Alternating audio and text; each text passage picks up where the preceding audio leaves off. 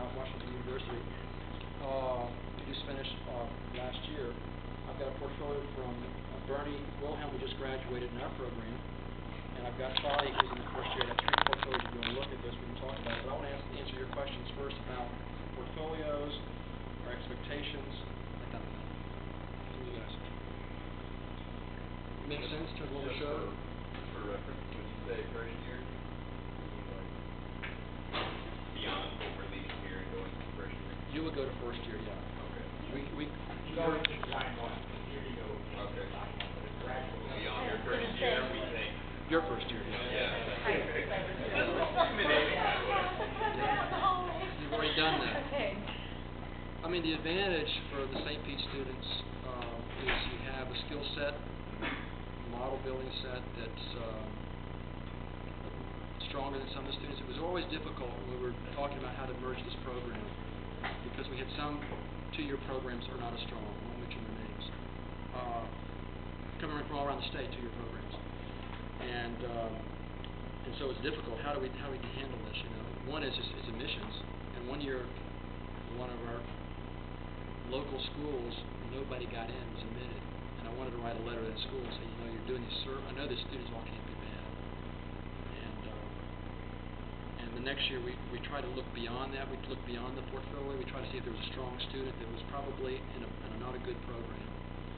And we try to look beyond the portfolio. If there was a strong, they may have 4.0 where they went to, and they may have a GRE that's really high. And we looked at the portfolio from this particular school, and it was all the students from that school really poor work. And it was sad for us because we think these students think they're getting an education. So the advantage for you guys, you're actually in a place where you're getting a good education and you're getting prepared. So. That said school district. Yeah, I shouldn't say that too. I mean, it's unfortunate. I mean, I really think something needs to be done. I don't know how to do it.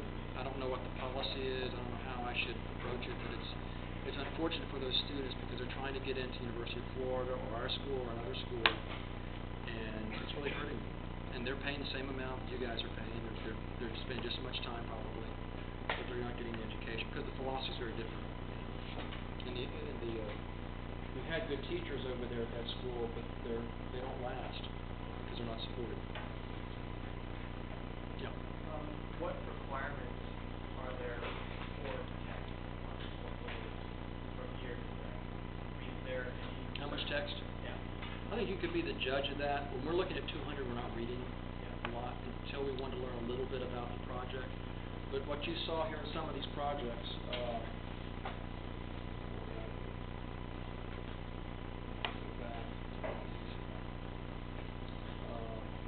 the text that we were looking at is probably sufficient for us to read and not to read.